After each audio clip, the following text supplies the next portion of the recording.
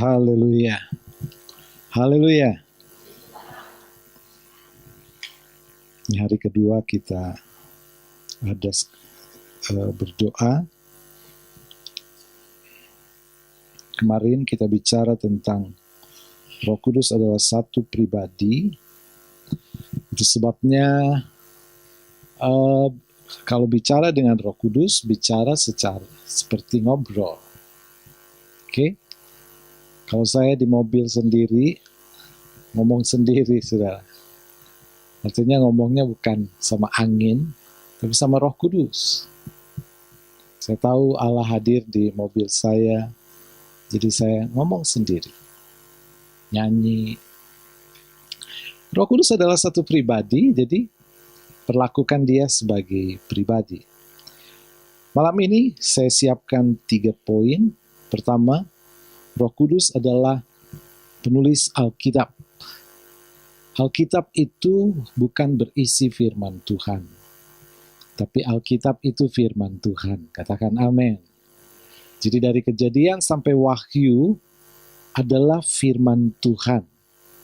Firman Tuhan yang berisi sejarah, bagaimana Allah menciptakan langit dan bumi, bagaimana Adam dan Hawa jatuh dalam dosa, bagaimana bangsa Israel, sejarahnya, kelahirannya, pembuangannya, sampai 3 kali dibuang bangsa Israel. Alkitab juga berisi nubuatan. Nubuatan tentang masa depan. Jadi apa yang akan terjadi di masa depan hidup saya, masa depan hidup saudara, masa depan dunia, masa depan gereja, masa depan orang berdosa, semua ada di dalam Alkitab. Alkitab juga berisi solusi keselamatan.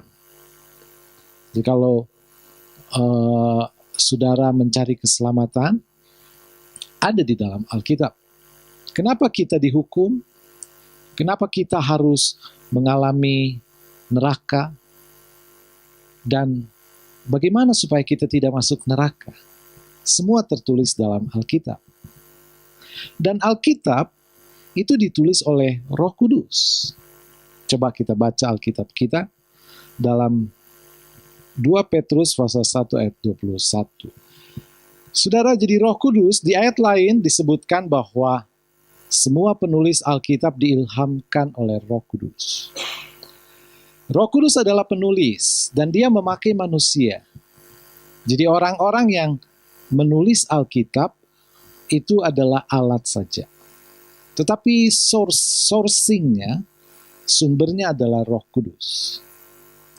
Bahasa yang dipakai Roh Kudus adalah bahasa manusia. Sekalipun bahasa manusia itu terbatas, tidak sempurna, tapi Roh Kudus harus pakai bahasa manusia karena objek firman Allah adalah manusia. Oke? Dan peristiwa-peristiwa yang dipakai, ilustrasi, gambaran-gambaran yang dipakai untuk menggambarkan pikiran Tuhan, itu juga pakai manusia. Dalam bahasa teologi agak disebut agak rumit bahasanya. Antropomorfisme. Memakai bahasa manusia. Tapi Alkitab adalah ditulis oleh Roh Kudus. Jadi Roh Kudus adalah Allah. Jadi Roh Kudus itu siapa sih? Roh Kudus itu adalah Allah. Roh Kudus itu adalah Yesus. Roh Kudus itu adalah Bapa. Ketika kita menyebut Yesus, kita juga menyebut Roh Kudus di sana. Jadi jangan dipusingkan. Roh Kudus itu siapa lagi sih? Roh Kudus itu Allah, Yesus. Allah Bapa, Anak, dan Roh Kudus. Itu Trinity, 3 kesatuan yang menjadi satu. Tidak terpisah. Dengan fungsi yang berbeda-beda. Allah Bapa pencipta, Allah Anak penebus, Allah Roh Kudus pemberi hikmat. Tetapi ketiganya sama. Jadi Alkitab kita adalah ditulis oleh Allah.